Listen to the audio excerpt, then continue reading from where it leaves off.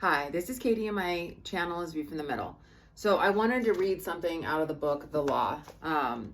It is not because men have made laws that personality, liberty, and property exists. On the contrary, it is because personality, liberty, and property exists beforehand that men make laws. What then is law? As I have said elsewhere, it is a collective organization of the individual right to lawful defense.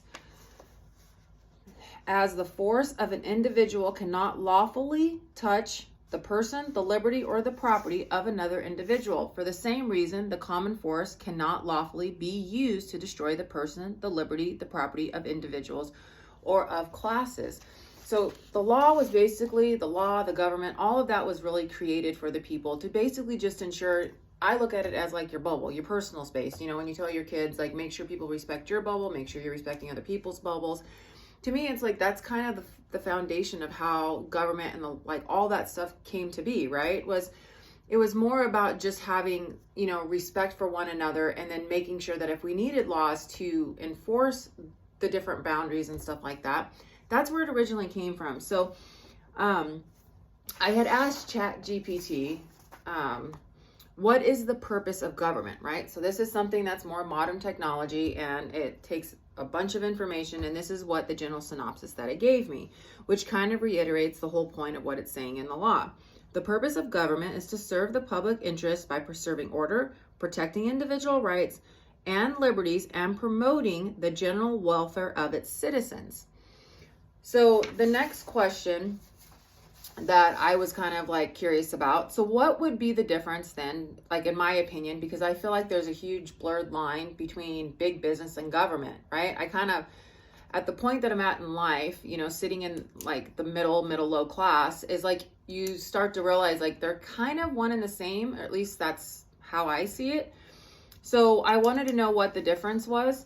And so ChatGPT, with all its little, wonderful information that's been fed to it, it basically says big business is a term that refers to corporations and companies that are large in size and typically operate for profit. They make decisions based on maximizing profits for their shareholders and stakeholders.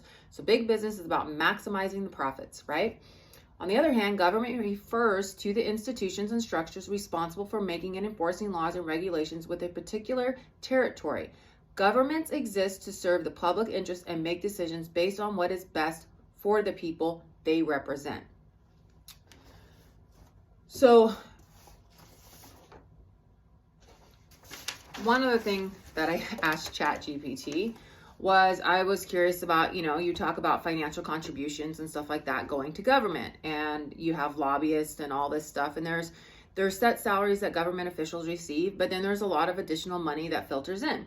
So what is contribution lobbyist money for?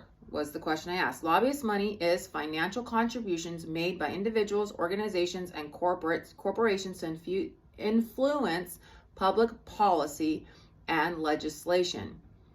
Influence. The funds are usually given to lobbyists who are hired to represent the interests of their clients and advocate for specific policies or legislation in government and political circles. The goals of these contributions is often to sway decision makers and lawmakers in favor of the contributors' positions and interests. They can play a significant role in shaping government policies and regulations. So just something to keep in mind. We have the right to vote, and I encourage everybody to do so. But I think that the thing that I've noticed is that they give us a certain amount of people that we get to vote for.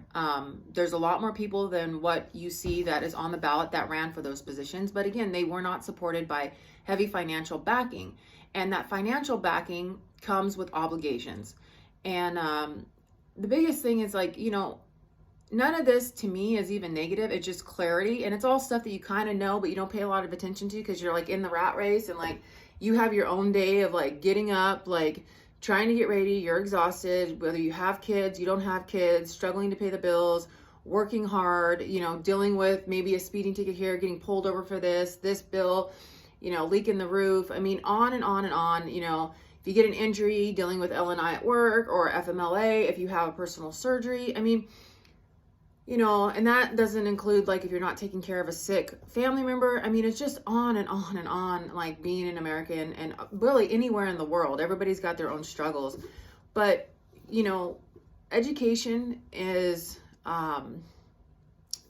power, in a way, is like understanding and maybe just starting to ask some questions, because it's kind of like when you tell your kids, like, make sure you play with everybody equally. And then, like, I have a kid that likes to, we call it conquer and divide, where she likes to get everybody liking her and not so much her sister, and then her sister's left out. And that's kind of like, the big scheme of like how corporations and, government's really been doing it. They're over here with all the money and they're continuing to make sure they hold all that money.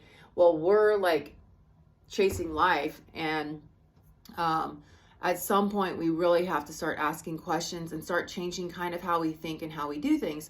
And I just think that is like so important. So I hope everybody has a great day, and thank you for listening.